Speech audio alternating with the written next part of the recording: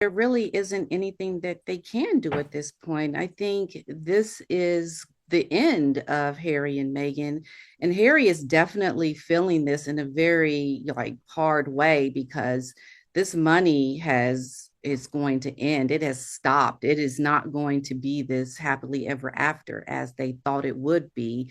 They thought they were on their way to living the high life in California and going to get all these deals and connections, and they have lost sorely. I mean, it is dramatically tragic. I mean, what do you do now? And it will only get worse from here.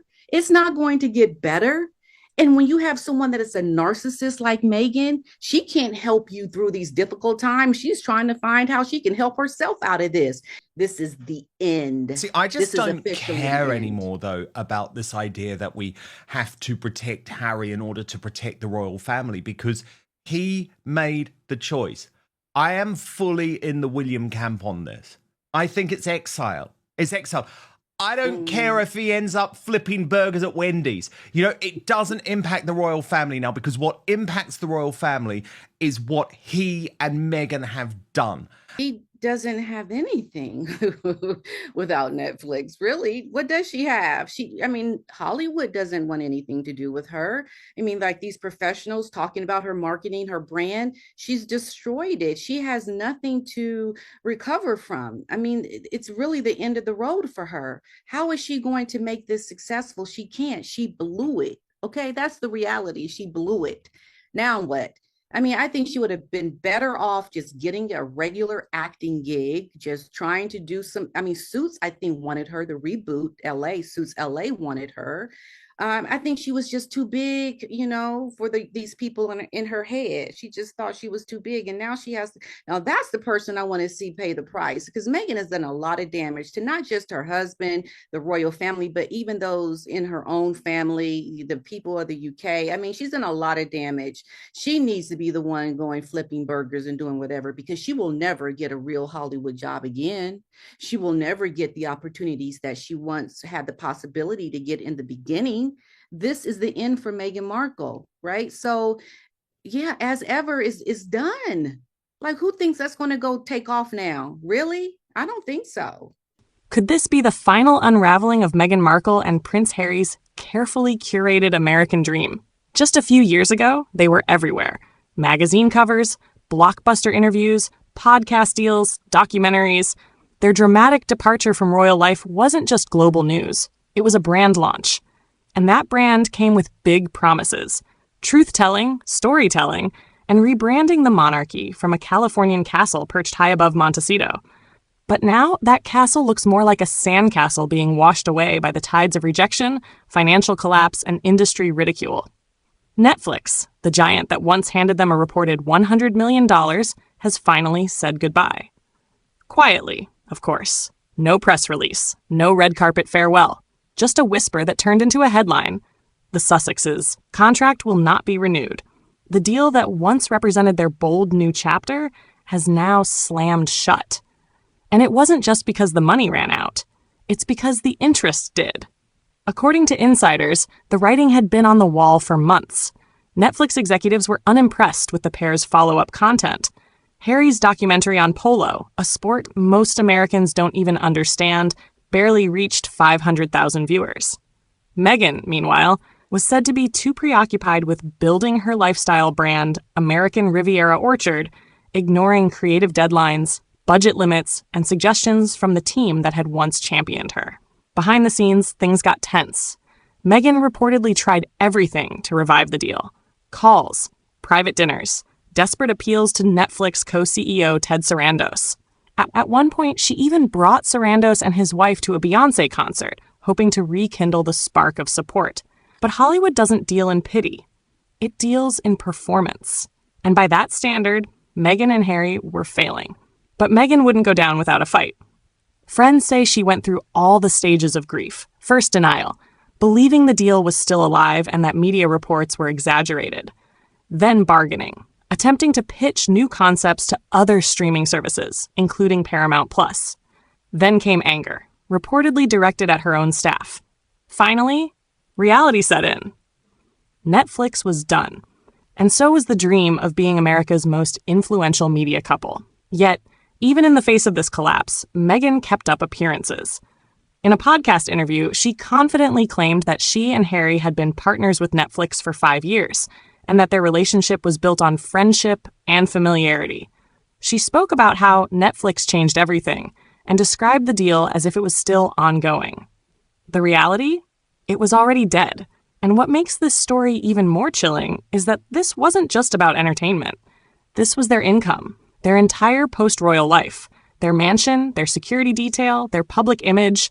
It all hinged on this contract. Without Netflix and Spotify, there are no massive checks, no new projects, no red carpets, just expenses, debt, and silence. Insiders claim the Sussexes are now desperately looking for new deals.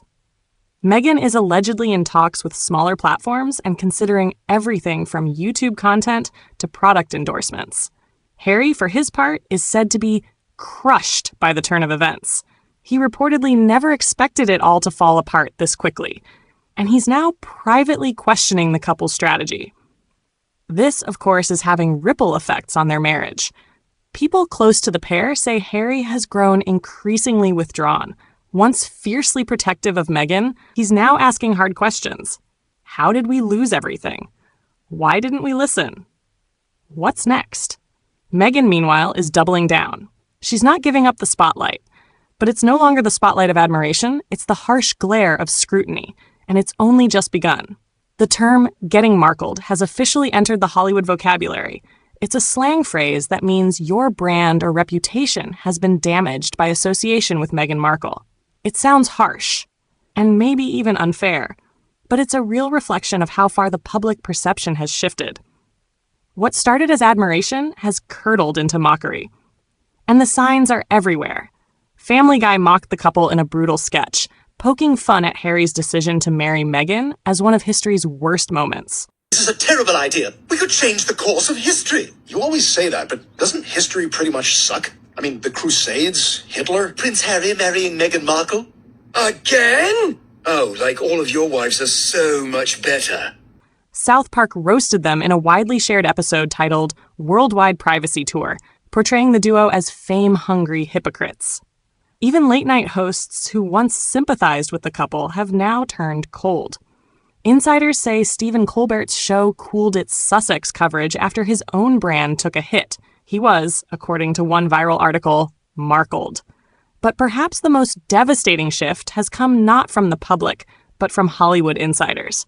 Agencies are reportedly advising clients to stay away from projects tied to Meghan and Harry. Brand experts say that associating with the couple now carries reputational risk.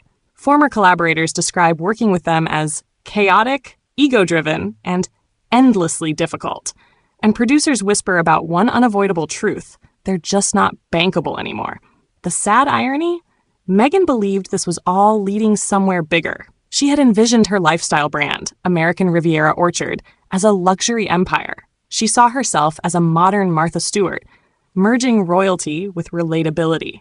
But without a media engine like Netflix to support it, and with her public image sinking fast, that vision is starting to look like pure fantasy. Sources inside Netflix say they saw this coming. One executive reportedly warned, "They don't listen. They want to be the stars, the producers, the creatives, everything. But they don't actually know how to make great content." Another described the working relationship as a constant uphill battle with people who think they're visionaries but refuse to do the work. The end of the Netflix deal isn't just a canceled contract.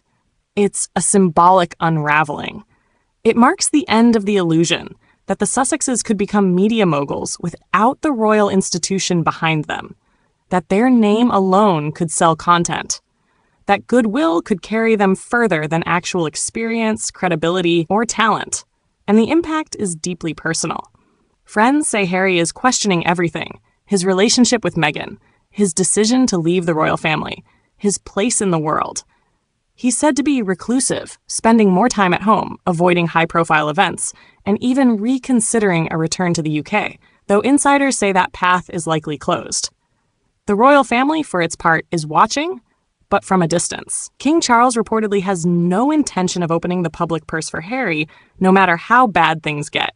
William is said to be firm, No return, no role, no redemption. As one insider put it, they made their choice. The door is closed. And in this silence, the pressure builds.